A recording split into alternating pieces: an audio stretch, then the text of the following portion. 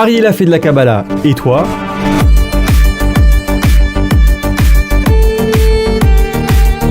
Ariel Hachetboun, bonjour. Bonjour David. On rappelle que tu étudies la Kabbale et la Chassidoute avec un maître en Israël et que tu transmets à ton tour le titre de tes livres, Une année avec la Kabbale, secrets de la Torah et des fêtes juives. Alors cette semaine, on poursuit notre découverte de Abraham. On continue à relater le récit de vie du premier hébreu, Abraham. Un petit point d'histoire, Ariela, pour se remettre un peu dans le contexte avant de passer aux explications. Alors, voilà l'histoire. Notre patriarche, Abraham Avinu, reçoit dans sa tente 3 anges, Raphaël, Michaël et Gabriel. Chacun d'eux vient avec une mission particulière. Il faut savoir qu'un ange n'a pas le libre arbitre comme un être humain. Il est mandaté par Dieu pour une mission et une seule. Ainsi, l'ange Raphaël vient pour aider à la guérison Abraham, qui vient de faire sa circoncision. Michaël, qui est tout de bonté, vient quant à lui annoncer à Abraham et à son épouse Sarah, qui sont tous les deux quasi centenaires, qu'ils auront bientôt miraculeusement un enfant, et donc que la prophétie d'une descendance va s'accomplir.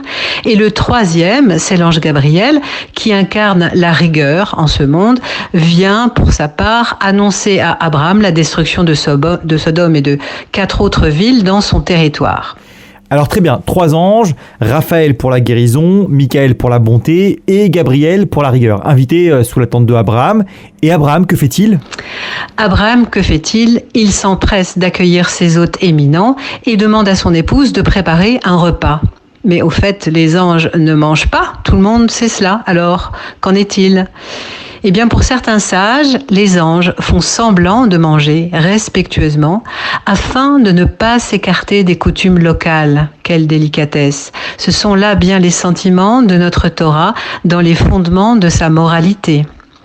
La Kabbale affirme quelque chose d'encore plus beau peut-être. Les anges purent effectivement manger, connaître cette faveur grâce à Abraham. La compagnie de cet homme immense, vivant dans la proximité de Dieu, leur a permis de se hisser à un très haut niveau spirituel, privilège habituellement réservé à l'homme méritant qui étudie.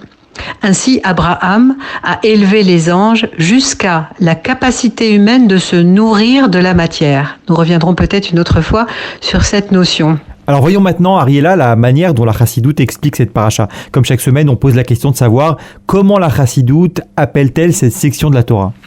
Dans la tradition chassidique, il faut dire que cette paracha est résumée dans l'expression « la force de manger ». Qu'est-ce que ça veut dire ?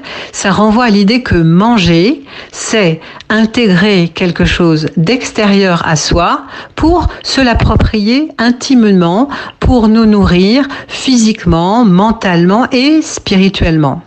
C'est la raison pour laquelle le juif ne peut pas tout manger et doit sélectionner parmi tout ce qui est disponible ce qui correspond à son identité profonde tel qu'il a été conçu.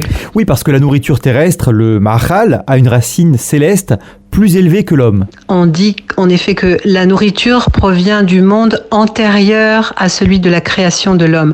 La nourriture vient du monde du tohu, le tohu. L'énergie des aliments est celle d'un monde qui n'est pas le monde que nous connaissons. Alors le juif doit faire une opération de distinction, dirait-on, et aller chercher sa subsistance dans le monde d'Atsilut, qui est le monde divin le plus élevé qui soit. Si son corps survivra, en tout cas rien d'autre cependant ne peut véritablement le nourrir mentalement et spirituellement. Ainsi, manger n'est pas une activité anodine, ce n'est pas un simple plaisir quotidien, ce n'est pas une condition minimale à l'existence. Manger, c'est faire entrer en soi un autre monde, c'est donc le connaître. Et connaître, c'est comprendre, ce qui est le commencement de tout apprentissage. Et pour la Kabbalah, qu'est-ce que ça signifie manger, se nourrir ? Alors pour la tradition secrète juive, manger revient à apprendre et donc à s'élever de monde en monde tout autant que l'on élève la matière que nous ingérons.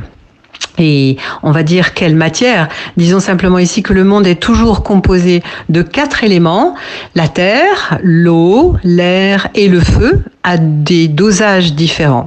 Chaque élément a des propriétés singulières qu'il s'agit d'associer.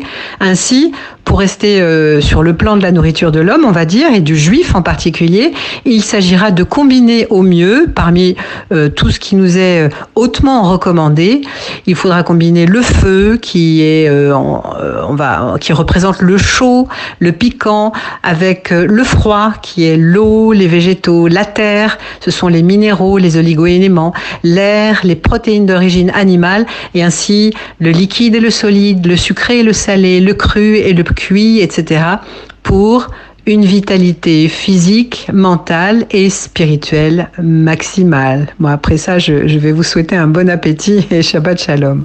Et bien voilà, le mélange des 4 éléments dont on vient de parler dans la Kabbale. On a la recette Ariella pour passer un très très bon Shabbat avec toutes sortes de mets délicieux.